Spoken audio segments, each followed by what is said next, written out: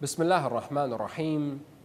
People of their remembrance are the Alu Muhammad, the descendants of the Holy Prophet, peace and blessings be upon them all. The Ahlul Dhikr means the people of their remembrance, Ali and the holy Imams, his descendants, who are the equals of the Holy Quran.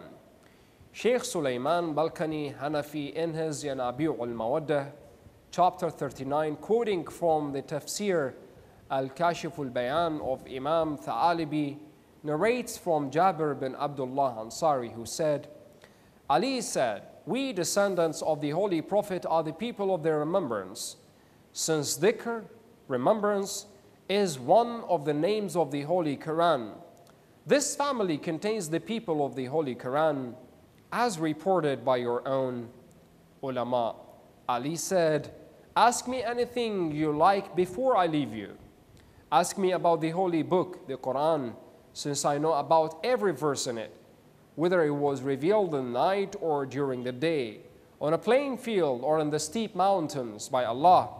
No verse of the Holy Quran was revealed, but I know about what it was revealed, where it was revealed, and about what person it was revealed.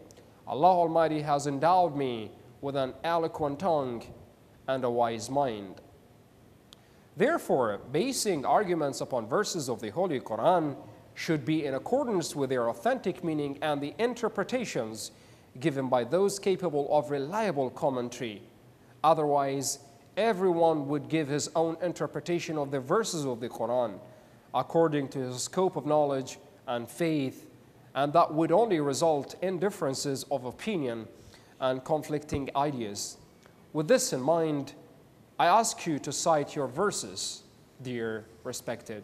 Citation of a verse of the Holy Quran about the appointment of the 4 caliphs and a reply. Shaykh, Allah clearly says in the Holy Quran, "Muhammad is the apostle of Allah, and those who are with him are strong against unbelievers, but compassionate amongst each other. Thou wilt see them bow and prostrate themselves in prayer, seeking grace from Allah and His good pleasure. On their faces are their marks, being the traces of their prostration." Holy Quran, chapter 48, verse 29. First, this verse proves the superiority of Abu Bakr. Second, it vindicates the position of the 4 caliphs as opposed to the claim of the Shia sect that Ali was the first caliph. This verse unequivocally states that Ali was the 4th caliph. Sultan, certainly this verse does not give any obvious indication about the mode of appointment of the caliphs or about the excellence of Abu Bakr. Therefore, you must point out at what place of the verse this meaning is concealed. Shaykh, in the beginning of this verse, the phrase, "those who are with him," refers to the great man who was with the Prophet on the night of the cave. The order of succession in the caliphate is also apparent from this verse. "Those who are with him" means Abu Bakr, who accompanied the Prophet in the cave of Thawr on the night of Hijrah. The phrase "strong against unbelievers" means Umar bin Khattab, who was very harsh with the unbelievers. The phrase "compassionate to each other" refers to Uthman bin Affan, who was very kind. The phrase "on their faces are their marks," the traces of their prostration, refers to Ali. It's clear that Ali is the 4th caliph, not the 1st, since Allah mentioned him in the 4th place. Sultan, I wonder how I should reply so that I may not be accused of self-interest. No Quranic commentaries, include those of your great ulama, have interpreted these words as you have. Had this verse been about the order of the caliphate, the first day after the death of the Prophet, when Ali, the Bani Hashim, and the distinguished companions of the Prophet raised objections and refused to swear allegiance to the caliph, baseless arguments would not have been put forward. They would have given a silencing reply by citing this holy verse there and then. Hence, it's clear that your interpretation is an afterthought.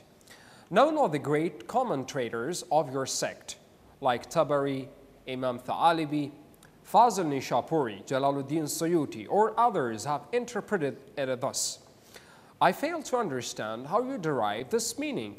Where and by whom was such a meaning given? This verse, from the literary and technical point of view, also goes against what you say. Sheikh, I never expected that you would stand so boldly in opposition to the obvious meaning of such a verse. Of course, if you have anything to say against this, you may let us know so that the real position may be established. Sultan, considering the grammatical construction of the verse, if we interpret its meaning as you have, it would either mean that Muhammad is Abu Bakr, Umar, Uthman, and Ali, or that Abu Bakr, Umar, Uthman, and Ali are Muhammad. Even beginning students know that this sort of interpretation is grammatically inaccurate. Besides, if this verse referred to the four caliphs, there would have been the conjunction and to coordinate words to give your meaning, but it's not so. All the commentators of your own sect say that this verse refers to all the believers. Moreover, the qualities enumerated in this verse apparently refer to one person only, who remained with the Holy Prophet from the very beginning, and not to four persons. And if we say that the one person was the commander of the faithful, Ali, it would be more appropriate according to common sense and hadith than naming any others. Argument from the verse of cave and its reply. Sheikh, it's strange that you claim that you do not indulge in misleading arguments, although your views are quite perverse. Allah says in the Holy Quran, if you will not aid him, Allah certainly aided him when those who disbelieved expelled him, he being the second of the two, when they were both in the cave, when he said to his companion, grieve not, surely Allah is with us. So Allah sent down his tranquility upon him and strengthened him with hosts which you did not see. Holy Quran, chapter 9, verse 40. First, this verse supports the previous verse and proves that the phrase, and those who are with him, refers to Abu Bakr, who was with the Prophet in the cave on the night of the Hijrah. Second, the fact that he was with the Holy Prophet is in itself a great proof of Abu Bakr's merit and his superiority to the whole Ummah. The Prophet could foretell that Abu Bakr was his successor and that the existence of the caliph after him was necessary. Therefore, he realized that he should protect Abu Bakr as he would his own. So he took him with him so that Abu Bakr might not be caught by the enemy. Such treatment was not shown to any other Muslim. This clearly proves this right to the caliphate in preference to others. Sultan, if you would look at the verse more objectively, you would see that your conclusion is wrong. Sheikh, can you advance reasons against the conclusions that we have drawn? Sultan, I should like you to pass over this issue at the moment because speech breeds speech. Some biased people may interpret our comments with ill will. I do not wish to incite hatred. One might conclude that we wish to dishonor the caliphs, though the position of each individual is fixed and it's not necessary to make useless interpretations. Sheikh, you are being evasive. Be assured that reasonable argument does not breed contempt. It removes misunderstandings. Sultan, since you have used the word evasive, I am constrained to reply so that you may know that I am not avoiding the issue. I wanted to maintain the property of your debate. I hope that you will not find fault with me. You made a thoughtless assertion that the Prophet knew that Abu Bakr would be his caliph after him. Therefore, it was necessary for him to save his life, and so he took with him. Facts about Abu Bakr's accompanying the Holy Prophet. Reply to your statement is simple. If Abu Bakr had been the only caliph after the Prophet, Such a view could be possible, but you believe in 4 caliphs. If this argument of yours is correct, and if it had been necessary for the Prophet to safeguard the life of the caliph, then the Prophet should have taken with him all 4 caliphs in Mecca.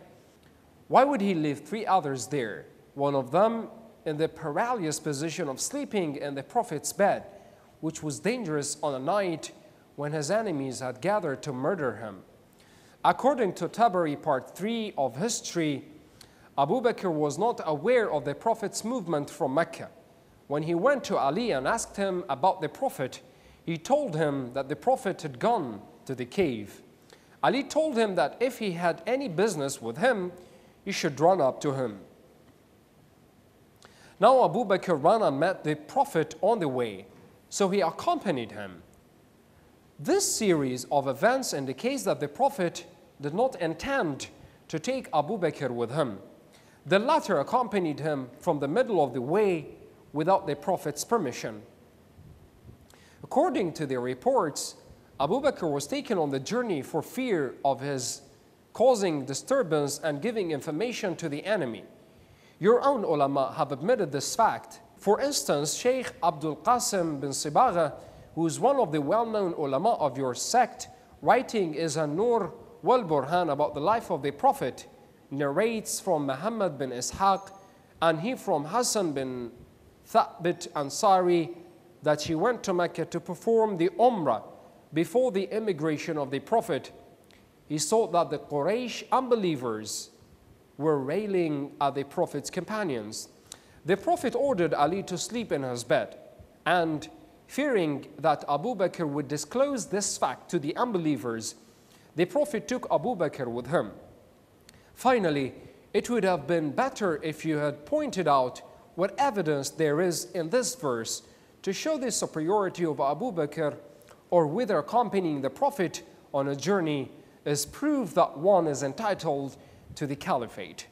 Sheikh, the evidence is there. First, the companionship of the Prophet, and that Allah called him the Prophet's companion, is in itself a qualification. Second, the Prophet himself said, "Verily, Allah is with us." Third, the sending down of tranquility upon him from Allah, as mentioned in this verse, the most compelling proof about Abu Bakr's excellence.